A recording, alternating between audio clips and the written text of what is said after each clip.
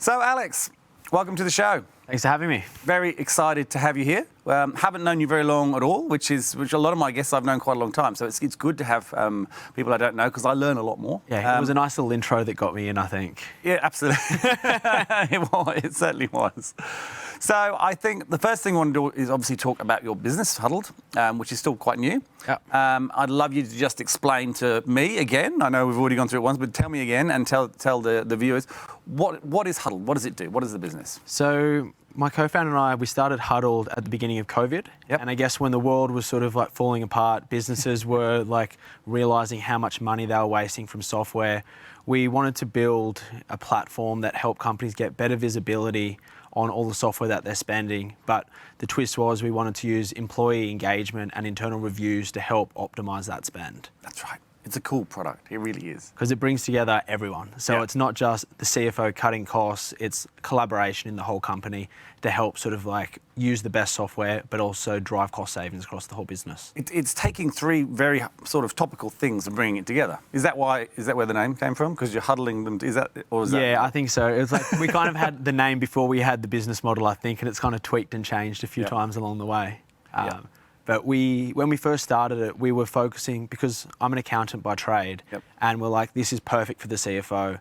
But then as time went on, what we realized is that the idea of cost or software management goes so much more beyond just the role of the CFO. And the belief that we were trying to validate was, can we engage every employee to have a voice on the software they use every day? And early days, the answer is yes, though. Yeah, and I think it's yes, 100%. You know, there's no question. So let's talk about you. Let's go back through your journey, if you like, so sort of where you started and how you ended up in the program to where you are now. I think it's an interesting one, and it's not one that we've heard before on the show. So I think it's cool. Probably a little bit more non-traditional. So I'm a qualified. You like that? Yeah, it's always interesting when you go through a different direction to end up at a good outcome.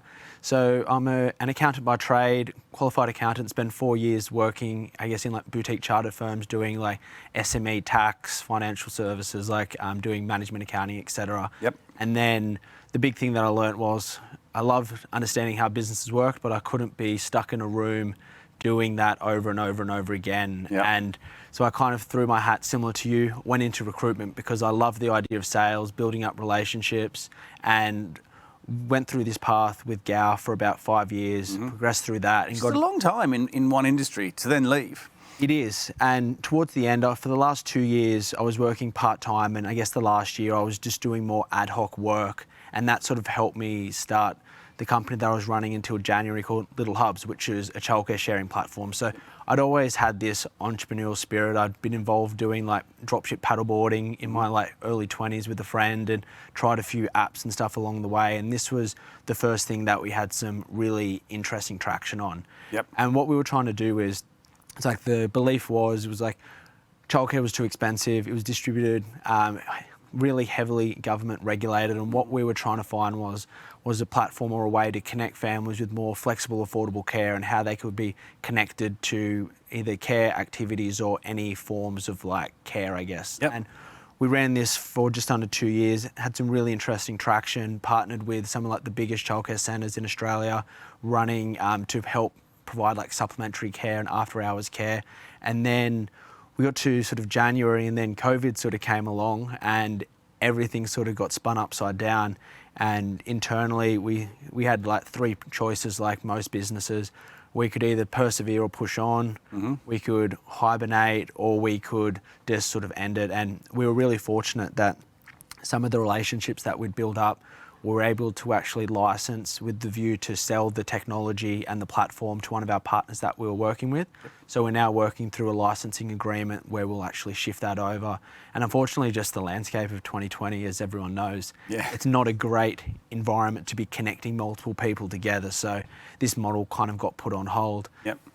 But it turned out to be a really great platform for me to get into Antler. And my co-founder now actually posted on the Sydney Startups group saying he's working on this specific software problem, ideally looking for someone who's very strong in sales and marketing, and ideally an accountant, I think it was. And I was like, oh, cool, I think that's me. Destiny. I'm unemployed. I've got nothing to do. It looks like everyone's about to be unemployed. So I guess there was no better thing than go start another company. And for those who don't know, describe what the Antler program is. So the Antler is like an incubator where it's a really great model. It brings together smart people, pulls them out of their corporate job. They do an 8-week program. They learn what scalable business models are. They learn how to meet their potential co-founders. They learn how to disregard or discount people they can't work with or can't be compatible with. And then they work on different business models and ideas. And then they pitch that to the Antler Investment Committee. Yep. A certain portion get invested, and then you've got that ongoing support. So my situation was quite unique since the program had already started. I just met one of the people in the program who had just started that was looking for someone. Mm-hmm. And I hijacked my way into Antler, as I've sort of done throughout my career, kind of find a way involved. And then we worked together fully remote for 4 weeks. I brought on board 4 customers, and then he built the first version of the tech, and then we received funding, and then off we went from there. How crazy is that? You've literally started a business in the first pandemic in God knows how many years. You're working with someone you've never met. You're building a product that you're selling a product that you haven't even built yet. I mean, this is the true entrepreneurship journey that we often hear. And you said something about that earlier. You know, you said that you were always entrepreneur. You always felt like you were going to run your own business. Yeah. Where did that come from? I'm not exactly sure. So my parents were both teachers, and they definitely didn't push me down that path whatsoever. I think it was just that natural curiosity when I first started getting under the hood of businesses, doing their financials, seeing what the CFO was doing, seeing what the CEO was doing with their money, how everything was moving around. And I was just like, wow, this is pretty interesting. So it came from your clients, which is really, really... looking under the hood and seeing how it all works. And I was like, this is kind of what I want to do, but I don't want to be the guy doing the numbers. I want to be the person on the other side of the table. So that's unusual. Nearly always it comes from a family member, usually a parent, right? I had one guy come on and say it came from a movie. I can't remember who that was, but generally it always comes from family. So for it to come from the job that you ended up doing as an accountant, I don't think I've heard that before. It's quite... No, like I think it was certainly a different way to come about to the answer.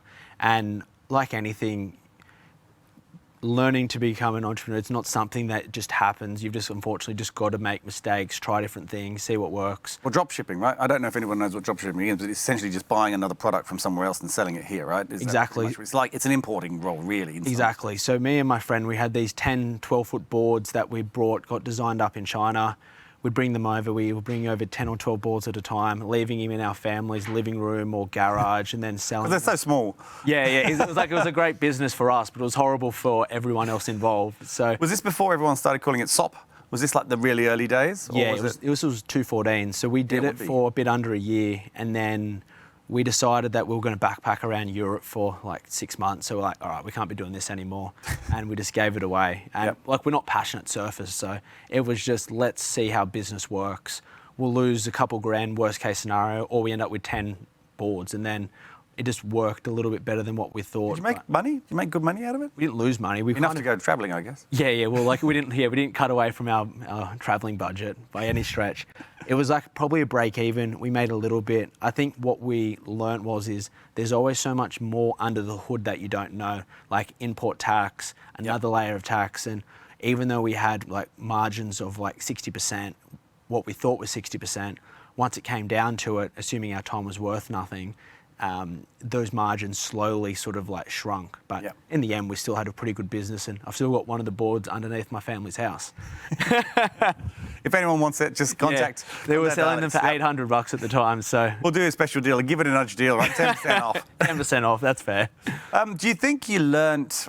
I think one of the things that most people who maybe are thinking about starting a business is they don't understand the complexity of how many different... I mean, that's a really simple business model. You buy someone else's product, you bring it into the country, and you sell it on, right? It sounds the most simplest business model in the world, but you touched on things there like import tax and so forth. There's a lot of complexity to having a business, and probably a lot more even so with the one that you've got now. Do you think that was probably... I mean, because that is often what scares people or makes people stop. They just can't believe it. Their head's exploding. There's too many things to do. Do you think that probably helped you prepare you for some of the more complex things that you're doing now? 100%. Because everything that you think you know when you're starting something, even something very simple at the time, multiplies. And now anything with technology, if you're trying to say it's going to cost X amount or take this long, for the most part, you can just about double it because there's always complexities that you don't know. So I think learning from the very beginning to factor in that 20% of just assumed fat that is going to get thrown away, you do get better over time. Thrown away. That's ultimately what happens, isn't it? Yeah, it is. You're right. Money just gets taken. You think your things are going good, and then all of a sudden, whether it's tax or whatever it is, it's always tax. Like nobody, as an accountant, nobody likes paying. I saw my accountant this week. Oh, yes, it's always tax. Number one thing that everyone talks about: how do I reduce my tax? Yeah. It's like I'm out of that game now. Yeah. Well, hopefully you'd have had a bit more of an eye opener about the tax because you was management accounting, right? So it was a bit of both. It was financial management accounting, but also doing like the tax accounting as well. So preparing financial accounts for like SME business up to about like 25 mil. Yeah. So it was doing that all end to end. So that's it a good was size. That it was a would have good taught you a lot. foundation. Yeah. And so you had this business before Hudled, right? Prior to Hudled. Was that just you, or did you do that with another co-founder as well? No, or? so there was three of us that were involved, and we had sort of various people along the way. Like we had a small remote team to help build the product. Yep. Had my co-founder is now working at Google in design, so he left probably just before COVID sort of like was probably happening in here. But we had some really talented people around us, and we were just building it to a point where it was starting to get exciting. Things were moving in the right direction.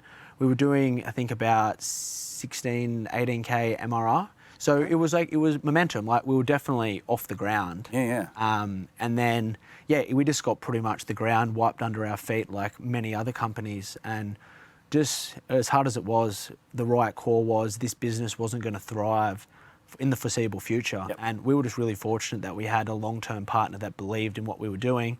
And then we just remain on as like advisors to support now when they want to pick it up in the new year. Probably, yeah. And were they friends of yours, your co-founders, before? No, they weren't. How did you meet those? Because obviously you met this one through the Antler program, right? But how did you meet the other ones? So I guess it was quite hard to find because that's one of the biggest things. People don't know how to find co-founders or they don't know how to find people. And I just randomly came across Ming on LinkedIn and I saw that he had run this other startup that he'd stopped doing. It was called like Teachable or Learnable, and the whole idea was like how you had convertible skills you could teach, do online, and other people could do it. And I looked at the product, it was quite cool, and I thought there was a lot of transferable skills, and I figure anyone that's done a startup once before knows what they're in for, so I'm a better chance saying, hey, you want to come work with me on this? We don't know if it's going to work, rather than trying to pull someone out. Yep. He worked part-time, so we just worked weekends. I did it full-time for the most part. Yep. And our sort of technical co-founder was mainly sort of doing the same thing, doing about sort of 30 hours a week and managing our remote team, which had 3 people in it as well. So how have you found that? Because startups are stressful. There's no question. It's hard. It's really hard, and you get put under pressure a lot of the time, and you're time poor, and you're usually money poor, and all the things that make humans stressed is pretty much what a startup is. It's like, let's find all the elements that will really make me uncomfortable, and that's what I'm going to go and do, right? Yeah. So when you go into it's crazy, right? Why do we do it? So if you go into an environment like that with people you don't know, people will behave in certain ways in normal situations, but they always revert back to a certain way when they're stressed. Most humans anyway. So if you don't know these people, you don't know how they're going to react in what is an incredibly stressful environment. How hard has that been in both companies, I guess, and particularly the one you're in now, to get it right? How did you know? You said that they kind of touch on it in Antler and how to say no to people and how to say yes to people that are right. What have you learned? So I think people would be interested to hear this because there'll be people out there thinking about going in with people, and it's not an easy thing to get right. So the Antler thing was really interesting because before I started working with Santi, we both did this, I guess, founder model type thing where it was like 50, 60 questions. Yep. I spent about 3 hours doing it, and it's just a deep, honest self-reflection on yourself. So it covers everything around what are your strengths across these areas? So like tech, sales, legal, accounting. Yep. You rate yourself. Talks through a whole lot of scenarios about how you would feel about this. It's like, if you're in a 3-person co-founding team, do you think one person can vote out another person? Like, it touches on a whole lot of like range of questions, and then you can share that pretty much your soul into another person, because you need to be so honest with it. And you do. In return, you hope the other people are honest, because working with someone, you work out over time how they operate. And the stuff that I read about my co-founder Santi, some of the things that he talked about was how he dealt with things under like stressful situations. 2, 3, 4 months in, I've started to see some of those things come out, and it's really refreshing to see that, well, I know that's what I sort of bought myself into. It's refreshing to know he's honest as well now. Yeah, exactly. It's like, I'm very good under pressure. And I was like, I don't think so. But it was just a great way to do it. And I think how we've tried to, because our team's remote and we're trying to build that out, a lot of the things that we're trying to replicate now is you may not meet other people face to face, but this is me on a bit of paper, or you can review it in our team portal so you can see what Christian is like, how he feels about these things, how he likes to communicate, how he does this and that. And as I said, the more honest you are, the better you get out of it. You didn't have that first time around, right? No, like, so you learn it. This is why it's a journey. Going through the first sort of 4 years of doing all these things, some with people I knew, some with people who I got to know, this way, especially when you're trying to meet multiple people and you're on a more condensed timeline, it's the best way ever, because what you learn very quickly is you learn what people you don't want to work with. Yeah. And that's more important, as you would know being in business, your life as well. If you've got a toxic relationship, you've still got to go to work with them every day. Not like someone that you employ that, I guess, if it doesn't work out, they can move their own way or you can move their own way. It affects your mental health because you Definitely. can't see an end. I assume it's like having a bad marriage or something like that. I imagine it would be very much the same. You know, it makes you miserable. Definitely. And one of the portfolio companies from Antler had that in the cohort we were in, where it was a founder split after they received the money. And then this particular founder was in this really tough dilemma because there was actually potentially financial implications where if they forced the other person out who didn't want to be a part of it, they could be up for a huge tax bill. They potentially had to devalue the company to bring it back down to Because of their capital gain, because the value of the business. Exactly. Yeah. Although the No, valuation. Exactly. And so she almost has a gun to the person's head saying, if you leave or we don't do these things, unlucky, you've got this business, you've left this business, you've got this huge tax bill now, and you're really no better off before you join. So these things are really hard, and that's why it takes a lot of thought before going into business with anybody. Yeah, absolutely. Absolutely. What do you think? And I'm not really wanting to talk about mistakes because you're too early on in your journey, and I want to sort of reflect more onto Hudled now than perhaps some of the other stuff. What's been the hardest challenge? And so it's been, what, 6 months? Is that about right? About 5 months, yeah. 5 months, yeah. okay. So what's been that, you know, and this is an interesting question because very few people come on this early. So it's good because people forget the hard things that happen. It's like having children. You forget how painful they are. All right. What's been the hardest challenge that you've had so far? I think being forced to be remote from day one. Okay, So yep. I love being around people. I get a buzz from working in teams, and going through the 0 to 1 with people is way Book better. that. Yeah. You read that book? I have read it. Great book. It's a great book. And it's very relevant for us at the moment. as well. absolutely. And you go through this early stage and you really do need people because like everyone has bad days, like things happen, and you can really bounce off your team or your co-founder just for that mental support. Yep. And we had no choice. So we were in lockdown. We had to do everything remote, had to do the first hires remote, couldn't meet anyone. That's tough. And it wasn't in the beginning the team that I wanted to build because I love being around people. So I'd always liked the idea of having the office. Wasn't the vision that you had up here? No. And now the reflection of is like, this is exponentially for the better because we're thinking about our business now on a global scale for where we can hire people. We've got a But leader. you wouldn't have thought like that before, would you? No, we Probably wouldn't. not as quickly anyway. Not the preference and everything. Like I think everyone's been forced. So our situation's not unique, but I think starting out and when you've got your purpose and mission to say, we're building a remote first team, this is how we communicate, this is where we keep meeting docs so you can access things.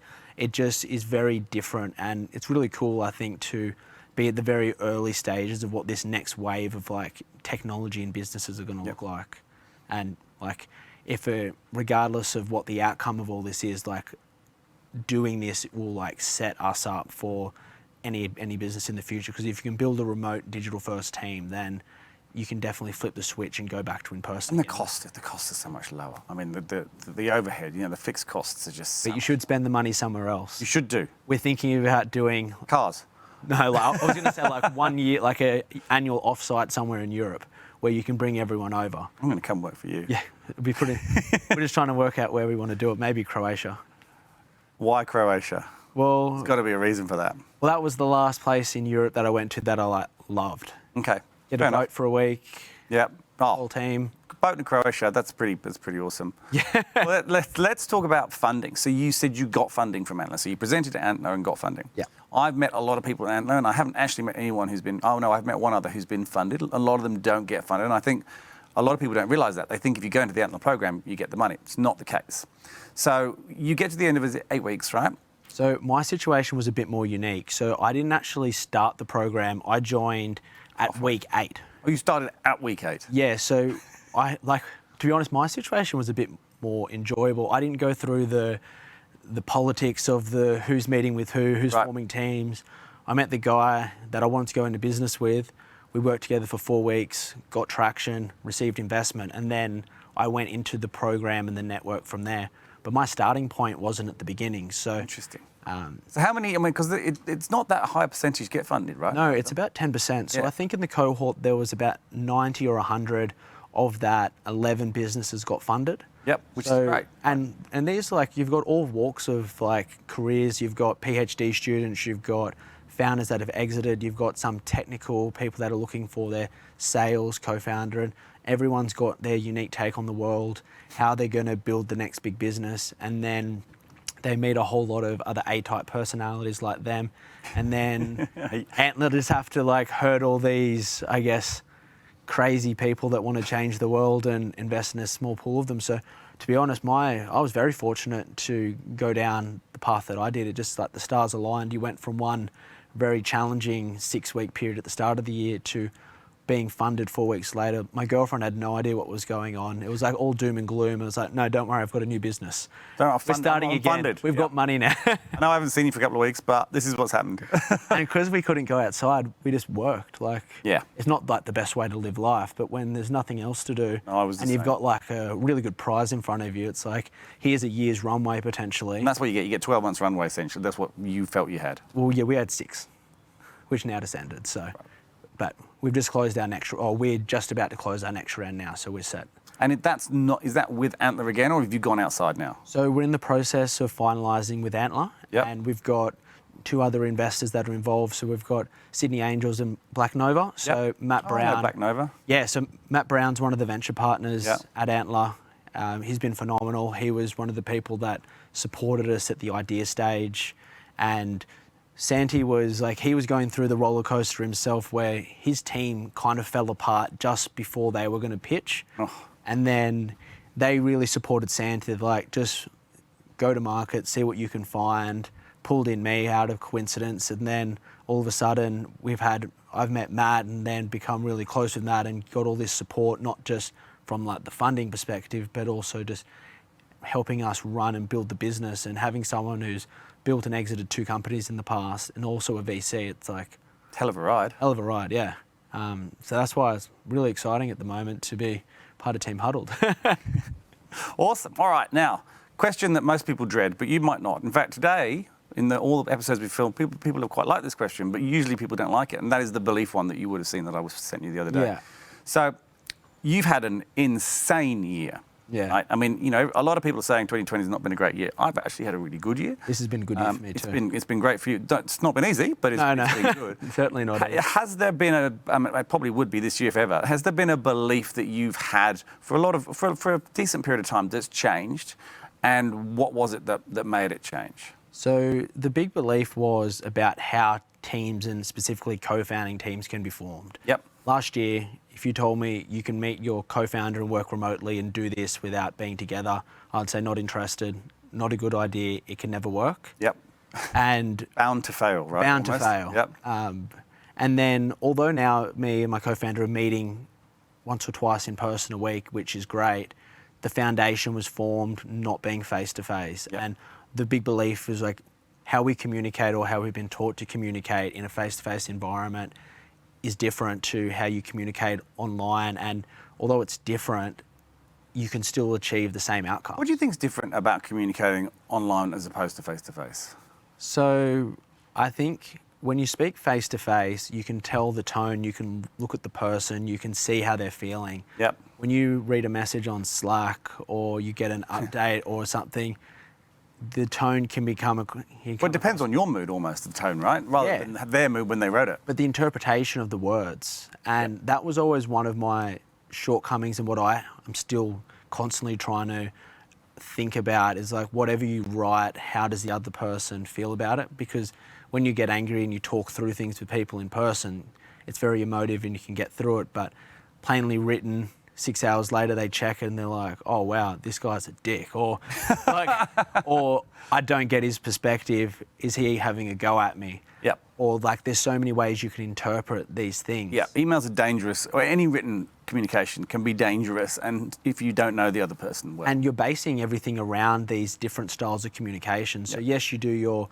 daily stand-up, phone call, video call, but you're really relying on the online forms of communication, and you've got to trust that the other person has good documentation process, that he's thorough or he or she is thorough with their approach, and you can trust the work that they do, because many people and many inexperienced managers as well rely on getting outcomes by really closely managing these people. Yep. And you can't micromanage, at least I'm not aware of a very efficient way if you wanted to do it if it's remote, because people are ultimately in control of their own time. So yeah. I think for me that was the big shift. I'm still really going through it, and I think 12 months from now this will almost be there'll be like a lot of standardized ways about how like everyone will get behind the standardized way to work online, etc. I think you're right. I think there'll be startups that pop up that teach people how to do it. There's no question. And there's a lot of antler companies now that are focusing purely on the space of remote work. Airwallex is one. So they've gone remote first. Yeah. So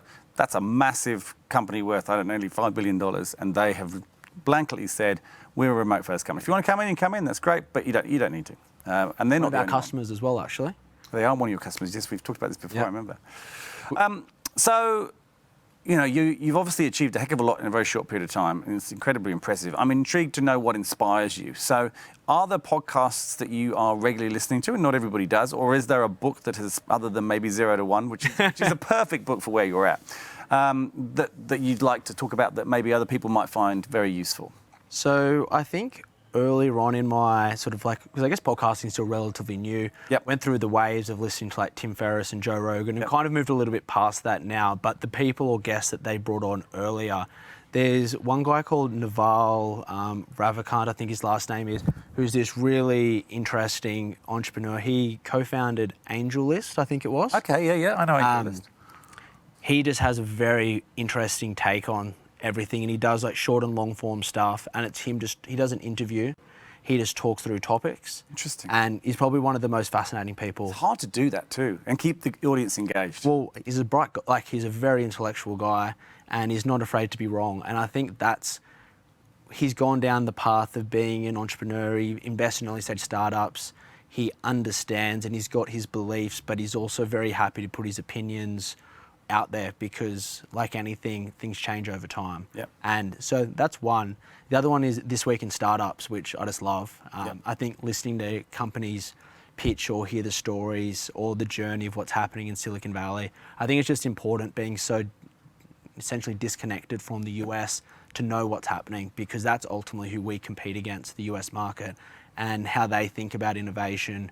There's stuff like this podcast or like this video that will come about, but there's just so much. It's so exciting what's happening in the US. Yeah, it is. And you just need to stay close to it. Yeah, I agree. And any books? So I'm reading a book on hiring some Google exec. I can't remember the name of it. In the past, the books that I've enjoyed reading, to be honest, I'm probably a bit boring. I read a lot of like business type books. I read Andre Agassi's biography. It's a great book. That is a great book, because I played a lot of tennis growing up. Yeah. It's an awesome book. You learn so much. Especially because it's almost the story that every parent doesn't want to know. It's like, if I push my child and if I can be that guy, I can make my child number one.